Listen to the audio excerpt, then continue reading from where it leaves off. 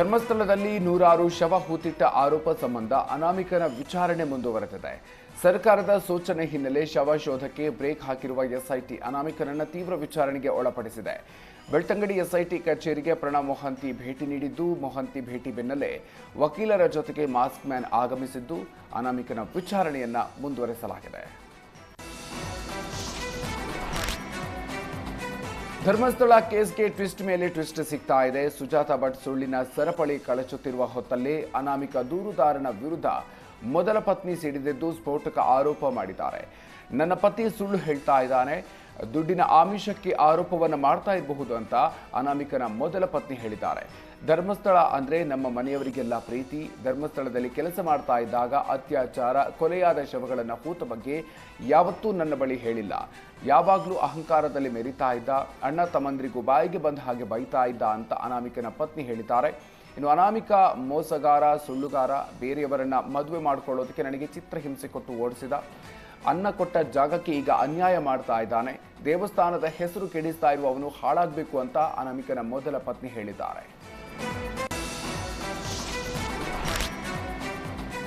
ಗಿರೀಶ್ ಮಟ್ಟಣ್ಣನವರ ಬಂಧನಕ್ಕೆ ಮಾಜಿ ಸಚಿವ ಅಭಯಚಂದ್ರ ಜೈನ್ ಆಗ್ರಹಿಸಿದ್ದಾರೆ. ಮಂಗಳೂರಿನಲ್ಲಿ ಮಾತನಾಡಿದ ಅಭಯಚಂದ್ರ ಜೈನ್, ಪೊಲೀಸರು ಮಟ್ಟಣ್ಣನವರ್ ಅನಾಮಿಕನನ್ನು ಕೂಡ ಬಂಧಿಸಬೇಕು. ತಿಮರೋಡಿ ಗಿರೀಶ್ ಹಾಗೂ ಅನಾಮಿಕರನ್ನ ಮಂಪೂರು ಪರೀಕ್ಷೆಗೆ ಒಳಪಡಿಸಿ ತಪ್ಪು ಕಂಡು ಬಂದರೆ ಕಠಿಣ ಶಿಕ್ಷೆಯನ್ನು ನೀಡಬೇಕು ಅಂತ ಒತ್ತಾಯಿಸಿದ್ದಾರೆ.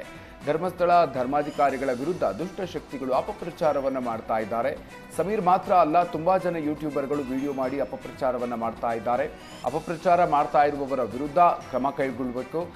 ಧರ್ಮಸ್ಥಳಕ್ಕೆ ಅಂಟಿರುವ ಕಳಂಕವನ್ನು ತೆಗೆಯುವ ಕೆಲಸ ಮಾಡಬೇಕು ಅಂತ ಅಭಯಚಂದ್ರ ಜೈನ್ ಹೇಳಿದ್ದಾರೆ.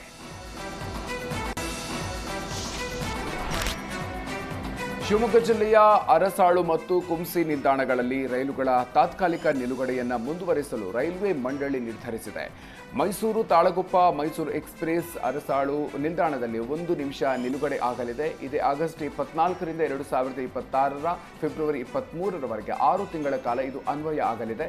ಈ ನಿಲ್ದಾಣಗಳಿಂದ ಹೆಚ್ಚು ಪ್ರಯಾಣಿಕರು ಟಿಕೆಟ್ ಖರೀದಿಸಿ ಪ್ರಯಾಣಿಸಿದರೆ ಮುಂದಿನ ದಿನಗಳಲ್ಲಿ ಖಾಯಮಾಗಿ ಈ ರೈಲುಗಳನ್ನು ನಿಲುಗಡೆ ಮಾಡಿಸೋದಕ್ಕೆ ಅಗತ್ಯ ಕ್ರಮ ತೆಗೆದುಕೊಳ್ಳಲಾಗುತ್ತೆ ಅಂತ ಲೋಕಸಭಾ ಸದಸ್ಯ ಬಿವೈ ರಾಘವೇಂದ್ರ ತಿಳಿಸಿದ್ದಾರೆ.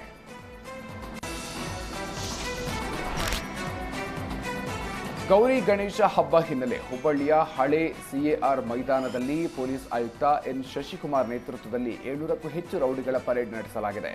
ಯಾವುದೇ ಅಹಿತಕರ ಚಟುವಟಿಕೆಯಲ್ಲಿ ಭಾಗಿಯಾಗದಿರುವಂತೆ ಖಡಕ್ ವಾರ್ನಿಂಗ್ ಕೊಟ್ಟಿದ್ದಾರೆ.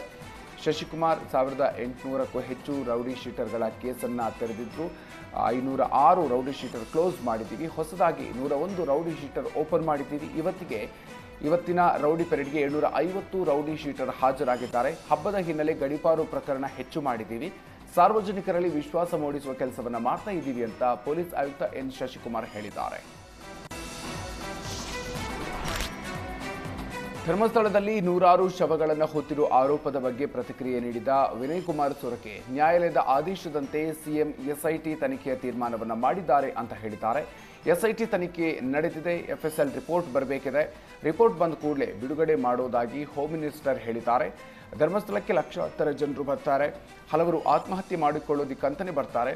ಕೆಲ ಪ್ರೇಮಿಗಳು ಕೂಡ ಆಗಮಿಸಿ ಆತ್ಮಹತ್ಯೆಯನ್ನು ಮಾಡಿಕೊಳ್ತಾರೆ. ಆದರೆ ನನಗೆ ಯಾವುದರ ಬಗ್ಗೆಯೂ ವಾಸ್ತವ ವಿಚಾರ ಗೊತ್ತಿಲ್ಲ ಅಂತ ಹೇಳಿದ್ದಾರೆ.